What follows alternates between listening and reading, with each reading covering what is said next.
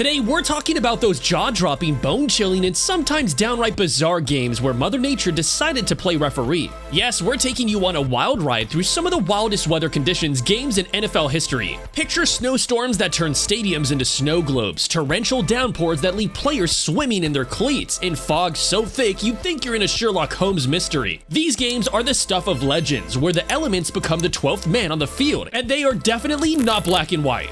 Oh, let me take you back to December 8th, 2013 for a wild ride in the world of football. So imagine a couple of 7-5 teams battling it out for those coveted NFC playoff spots in Philadelphia. The Detroit Lions and the Philadelphia Eagles face not only each other, but also a massive snowstorm in what's now known as the Snowball. The Lions roared to life with an explosive start. Jeremy Ross was on fire, returning the punt in a kickoff for touchdowns, and Joique Bell busted out a fantastic touchdown run. Things were looking pretty darn good for Detroit. But here comes the plot twist. The Lions defense couldn't quite figure out how to stop LaShawn McCoy, Chris Polk, and Nick Foles in the fourth quarter. It was like trying to catch a snowflake in a blizzard. The Eagles went on a touchdown spree, scoring on their last 5 drives and running for over 200 yards after halftime. To add a little more drama to the mix, the Lions couldn't hold onto the ball, fumbling 7 times. And to make matters worse, the Eagles managed to recover 3 of those fumbles. Ouch. You know what else would hurt really bad? Not having you as a subscriber. So go hit that button and stay updated on all of the wildest NFL content. The game ended with the Eagles rallying for a 34-20 win over Jim Schwartz's Lions. And what happened next? Well, the Lions went on a losing streak, dropping the rest of their games, and Coach Schwartz got the boot. And when we discuss bad weather, fans especially like to mention the one from September 25th, 2011, where the Carolina Panthers are facing off against the Jacksonville Jaguars at Bank of America Stadium. The weather gods decided to add some extra drama with the torrential downpour that turned the field into a swamp. In the first half, things weren't looking too rosy for the Panthers as they found themselves in a bit of a pickle, trailing behind. But then magic happened. Cam Newton and Ron Rivera, 2 icons of Panthers history, orchestrated a comeback for the ages. Despite the pouring rain and the odds stacked against them, the Panthers clawed their way back into the game. The atmosphere in the stadium was electric as fans cheered on their heroes. In the end, the Panthers pulled off a monumental victory, triumphing over the Jaguars with a final score of 16-10. This win marked a significant moment in the careers of both Cam Newton and Ron Rivera, setting the stage for the successes they would achieve in the years to come. But if you thought that was bad, let's take a trip down memory lane to January 3rd, 2010. It was a chilly day in Buffalo, no surprise there, as they are known for having some of the gnarliest weather in the NFL according to the Weather Channel. On this particular day, Mother Nature decided to put on a show, dumping nearly 8 inches of snow on the field. Now, the Buffalo Bills are known for thriving in cold weather conditions, and that day was no exception. They were facing none other than the legendary Peyton Manning and his Indianapolis Colts. Keep in mind, this was the last game of the regular season, and the Colts had already punched their ticket to the playoffs, so Buffalo might have been trying to make a statement. Even though the Colts had some backups and rookies on the field for most of the game, scoring 30 points against a team led by Peyton Manning, even in blizzard-like conditions, is no small feat. It's a testament to the Bills' grit and their ability to adapt to extreme weather. But I can't talk about extreme weather conditions and not mention the frozen tundra of Lambeau Field. No bad weather list is complete without a mention of the Green Bay Packers. Now let's dial the clock back to January 12, 2008, when the Packers faced off against the Seattle Seahawks. It was a game that showcased the sheer magic of football in the snow and slush. Leading the charge was none other than the legendary gunslinger himself, Brett Favre. He put on a show for the ages, tossing 3 touchdown passes, which was a personal best for postseason play. But the magic didn't stop there. In a playful moment, Favre took advantage of the snowy conditions and launched a snowball at wide receiver Donald Driver, a lighthearted gesture that added to the fun of the day. After the game, Favre couldn't contain his excitement. He said, "I've been hoping for that for 17 years. Just give us one of those big snow games," and boy did he make the most of it. But sometimes the players can't really do a lot, like this one time on December 16, 2007, a day that'll forever be etched in the memory of football fans. The Cleveland Browns and the Buffalo Bills faced off in what can only be described as a winter wonderland showdown.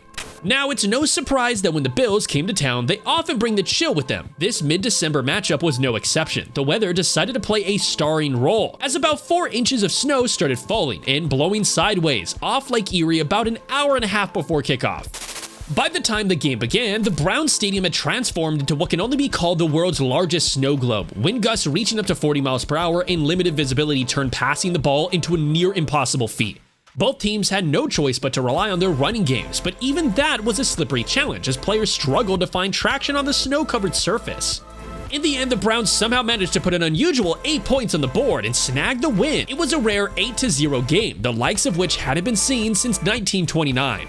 But if you really want crazy, let's talk about Monday Night Mud. Now that's a game title that tells you everything you need to know. Picture this, it's November 26, 2007, and the Pittsburgh Steelers are facing off against the Miami Dolphins at Heinz Field. But little did they know, they were in for an epic showdown that would go down in football history. The stage was set with a freshly resodded field, and the Dolphins probably expected some regular Monday Night Football action. However, Mother Nature had other plans. A massive rainstorm had rolled in, turning the field into a quagmire of epic proportions. For 59 agonizing minutes, both teams struggled to find their footing on the slippery and waterlogged turf. It was like watching football in slow motion, with running and passing plays resembling a comedy of errors. Punting was a risky endeavor, and kicking seemed nearly impossible. The players, bless their hearts, found themselves sinking ankle deep into the swamp-like field. It got so crazy that one punt nearly vanished into the abyss as it struck nose first into the brand new turf, burrowing itself like a golf ball. And then, with just 17 seconds left in the game, the Steelers finally managed to kick a field goal. That 3-0 scoreline made history as the lowest scoring game ever to grace Monday Night Football. And you know the 2000s were a weird time weather-wise. I mean, do you remember the 2002 AFC Divisional Playoff game between the Oakland Raiders and the New England Patriots, famously known as the Tuck Rule game? This game was played in Foxborough Stadium in New England. It was indeed a snowy and bitterly cold affair. But the real drama unfolded with a pivotal play involving Charles Woodson and Tom Brady. In a critical moment, Woodson sacked Brady, causing him to lose control of the football. The Raiders recovered the fumble, seemingly sealing their victory. However, what followed was a stunning turn of events. The play was reviewed and overturned because of a rather obscure and contentious rule known as the Tuck Rule, which had been added to the rulebook in 1999. The Tuck Rule stated that if a quarterback is in the process of bringing the ball back into his body after deciding not to release it for a pass, but the ball never makes it back to his body, it's still considered an incomplete pass. This interpretation means that Brady's apparent fumble was ruled an incomplete pass, and the Patriots retained possession of the ball. The Patriots capitalized off this controversial decision, driving down the field to tie the game with an Adam Vinatieri field goal. They eventually won in overtime with another Vinatieri field goal, securing their spot in the Super Bowl, which they went on to win. The Raiders, on the other hand, made it to the Super Bowl the following year. To this day, this game remains a point of contention among football fans, with many feeling that the outcome should have favored the Raiders. And sure, these were pretty bad, but none of these compared to the crazy stuff that happened back in the days. I mean, I'm sure you've heard of the legendary Snowball of 1985. It's one of those games that Green Bay Packers fans and football enthusiasts alike will never forget. Picture this, it's a chilly day in Green Bay, Wisconsin, and Lambeau Field is blanketed in heavy snow. The weather played a starring role in this epic showdown between the Packers and the Tampa Bay Buccaneers. In fact, it was so brutal that only 19,856 brave souls braved the elements to attend the game. A staggering 36,000 fans were no-shows, marking the highest number of absentees in Packers history, with about 2/3 of the stadium empty. You could say that the weather had certainly discouraged the faint of heart. Before the game even kicked off, a whopping 12 inches of snow had already fallen, and during this game, Mother Nature wasn't finished yet, blessing the field with another 4 to 5 inches of the white stuff. The result? A winter wonderland on the football field. The Buccaneers, led by quarterback Steve Young, had a particularly tough time navigating the snowy field. To make matters worse, they were wearing their white uniforms, making them blend in with the falling snowflakes and were hard to spot. It's no wonder Young threw for just 65 yards in those challenging conditions. On the flip side, the Packers seemed right at home in their snowy domain. They were on the win game with a score of 21-0, sealing their victory in this unforgettable Snowball. And sometimes these weather conditions mess things up real bad, like the 1975 AFC Championship game between the Oakland Raiders and the Pittsburgh Steelers. This game was not only a battle on the field, but also source of controversy and bitter rivalry in the 1970s. The frozen turf at Three Rivers Stadium became a central point of contention. Raiders head coach John Madden and owner Al Davis didn't hold back their complaints, with Davis even accusing the Steelers of intentionally freezing the ground. Madden, while not making such a bold claim, did emphasize how the icy conditions made it extremely challenging to execute plays, especially on the edge of the field where the ice was most treacherous. The debate continues to this day about whether the icing on the field was intentional or not. What is clear is that the conditions were brutal and had a significant impact on the game. One of the most memorable and unfortunate moments was when Lynn Swann, the Steelers star wide receiver, took a severe beating and was knocked unconscious after his head was slammed into a patch of ice. It was a stark reminder just how dangerous and challenging the conditions were. In the end, the Steelers managed to pull off the win and advance to their second consecutive Super Bowl. This game, however, fueled the already intense rivalry between the Steelers and the Raiders in the 1970s. The bitter feelings and controversies from that day only added to the lore of this storied NFL matchup.